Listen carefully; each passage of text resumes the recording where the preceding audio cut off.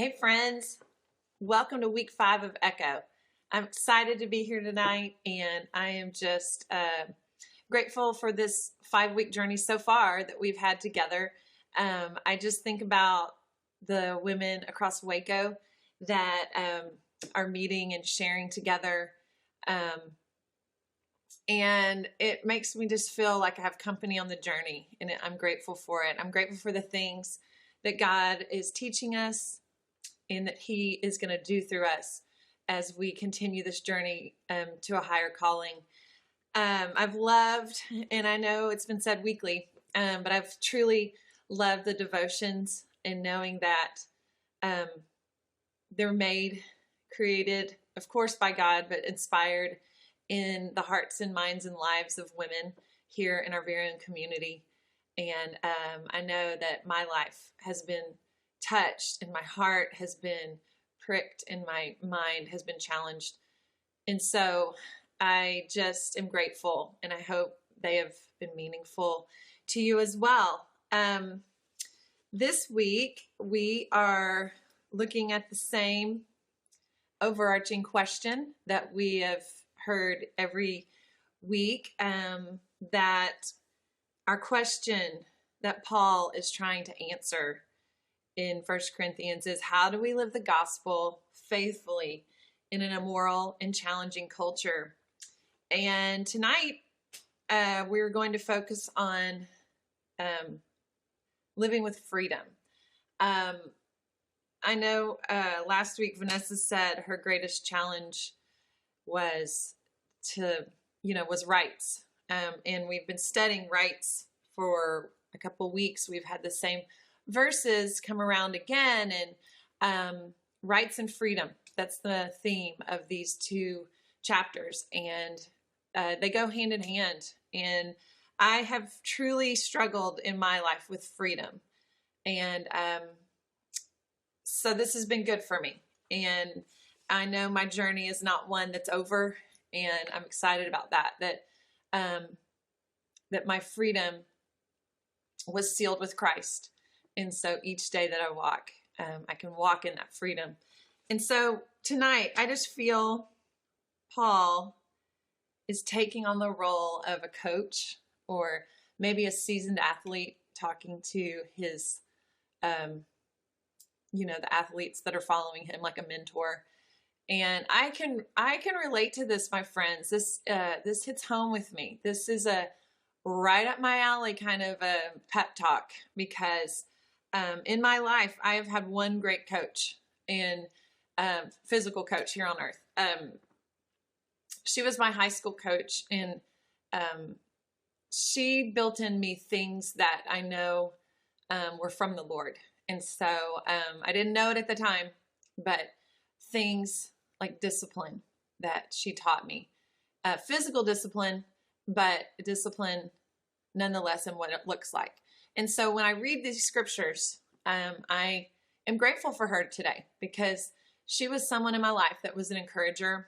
She was someone that took a little freshman girl that was overweight but had a heart that wanted to play, and she took me, and she took a risk with me, and she touched me forever. She will always have esteem in my life because of what she accomplished in me. And so, she took this little chubby 9th grader that was tall and made a volleyball player out of her. She pushed me. She made me hurt. She encouraged me. She inspired me. There wasn't a day that went by that she wouldn't ask something that I would say, well, sure, but then what? Or if she said jump, I would say how high. She could ask anything physically of me on the volleyball court, and I would do my very best to make that happen. And so, when I read these scriptures today, I'm just grateful for her and the discipline and the focus she gave me in my life. And, I only wish that I could take the physical discipline that she gave me. I love to work out. I'm one of those friends that just enjoy that. I love it for, it relieves stress in my life. It is an escape, I guess you could say. I used to run. I loved to run because it was me on the road in freedom, just, whatever I made of it. If I was walking, it was walking. If it was running my heart out because of one reason or another, there was freedom there for me. And so when I read these scriptures, I can relate, and many of you can. And so I don't think you have to be an athlete to read these at all. I just think it's applying this to our spiritual life. Of course, it's a metaphor, but I love it. And I think Paul's a lot to say to us today. So let's get started. And we're going to start and focus on pretty much 1 Corinthians 9:24 through 27. And then we're going to turn to Philippians 3:12 through 16. Now, like I said, I feel Paul's coaching us up on how to focus. And that's my word for tonight, is focus. And he's going to zero in on our daily life, and he's going to give us a workout, a spiritual workout. So I'm looking forward to sharing this tonight. I'm also looking forward to, the discussions you may have in your group. And so I look forward to it. So here we go. Okay, we're going to start in 1 Corinthians 9:24 through 27. And tonight I'm going to read from the Voice, so that translation. For 1 Corinthians 9:24. We all know that when there's a race, all the runners bolt for the finish line, but only one will take the prize. When you run, run for the prize. Athletes in training are very strict with themselves, exercising self-control over desires. And for what? For a wreath that soon withers or is crushed or simply forgotten? That is not our race. We run for the crown that we will wear for eternity. So don't run aimlessly. I don't let my eyes drift off the finish line. When I box, I don't throw punches in the air. I discipline my body and make it a slave, so that after all this, after I've brought the gospel to others, I will still be qualified to win the prize. All right, then I'm going to, if you'll turn to Philippians 3,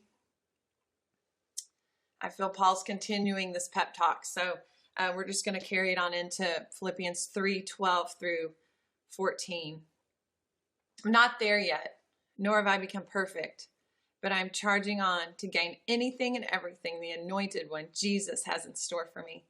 And nothing will stand in my way because he has grabbed me and won't let go. Just love that. Brothers and sisters, as I said, I know I have not arrived, but there's one thing I'm doing. I'm leaving my old life behind, putting everything on the line for this mission. I'm sprinting toward the goal, the only goal that counts, to cross the line, to win the prize, and to hear God's call to resurrection life found exclusively in Jesus, the Anointed. Okay, so as I look at this, I feel Paul has given us this pep talk, and as he's coaching us to do, there's just 3 things he's really coaching us to do. And we can remember 3 things. The first thing is to focus on the goal and go for it. Each day we wake up and we have our calendar, we have our activities, we have our jobs, we have just stuff that we have to do. And, those are important things. But I think Paul is reminding us to keep our focus on what really matters. And that's our goal, the prize, and that's eternity. And just to go for it. That is what we're living for daily. And so I think he reinforces that, again, in 1 Corinthians 9:27. He says, I discipline my body and make it my slave so that after I've brought the gospel to others, I will still be qualified to win the prize. So I think also then he goes into Philippians 3:14. I'm sorry, I'm trying to maneuver my iPad to my laptop. In 3:14, he says, I'm sprinting toward the goal, the only goal that counts, to cross the line, to win the prize, and to hear God's call to resurrection life found exclusively in Jesus the Anointed. So our race begins at the cross. The moment we ask Jesus into our lives, our race begins. And so day in and day out, we're running this race for the Lord. And we have to keep our eyes on the prize. The prize ends at the throne of God. And so that's exciting to me to know that my eyes can focus on the prize for me. We have to look past the perishable, past the things of this world that don't matter. And friends, so much doesn't matter. And I am reminded of that daily. And I get caught up in it daily. And so this has been great for me to remember that my prize is not something that I can find here on earth. My prize is not something I can buy and put in my home, put in the lives of my family. That is not it. It is not something that this world can provide. It's not a reward from this world, the reward system here. What we have, our prize is in eternity. And so we have to look past the stuff that trips us up. And I get tripped up a lot. And I'm just going to be honest about that my focus is not always on eternity. And it is not always on my prize. And so, I love that reminder. And I really need it daily because I get caught up in silly things at my job that bother me, paperwork, schedules. I get tripped up on what people think of me. And you know what? That is so not what I truly want to live for. What I truly, in my deepest places, want to live for is Jesus. And so every day I need to wake up. And unfortunately, I'm a slow learner. And so throughout my day, I need reminders that this is not what it's about. And often, and I thank the Lord for it, I find that, I'll be headed down my path and I'll think, my eyes do focus in on something worldly that I think is important. And then the Lord quickly, even after I've taken a few steps toward it, he'll gently remind me, this isn't it, Laura. Come on, focus on eternity, focus on the truth. And so I am just grateful for this today. And I'm grateful for Paul laying this out for us as what our number one thing is, to focus on the goal and to not let things of this world that don't matter trip us up. So Paul reminding us, focus on the goal, focus on eternity, and go for it. Run like a winner. Run like a winner. So maybe there's a part of your life, your race, that the pathway's just been treacherous. And the path has been so treacherous that your eyes have fallen off your goal. And you break that contact with the prize, your true prize. And so that, my friends, is just the reminder that we have the Holy Spirit there with us, and he never leaves us. So if you feel like you're in that place right now where your eyes are off the prize and you are caught in, a bunch of worldly stuff that's just bringing you down and has you stopped in your tracks where you can't see past it, you're not alone. You are not running this race alone. And the Holy Spirit is right there, ready to walk you through this. We can't always run. Sometimes we're crawling on the track in our walk with the Lord. But the thing is keep moving and let the Holy Spirit be your leader and your coach, and the whispering in your ear, encouraging you to keep on going, keep your eyes on the prize. So again, the race begins at the cross and it ends at the throne. Our prize is at the throne. So let's then move on to Paul's second point, to focus on our lanes. And I think in 1 Corinthians 9:26, he is spelling that out for us. In 9:26, he says, so I don't run aimlessly. I don't let my eyes drift off the finish line. When I box, I don't throw punches in the air. I discipline my body and make it a slave so that after this, after I've brought the gospel to others, I will still be qualified to win the prize. So I have to admit, I'm just going to be real honest tonight, This has been a problem in my life. I have been very, very concerned about other people's lanes.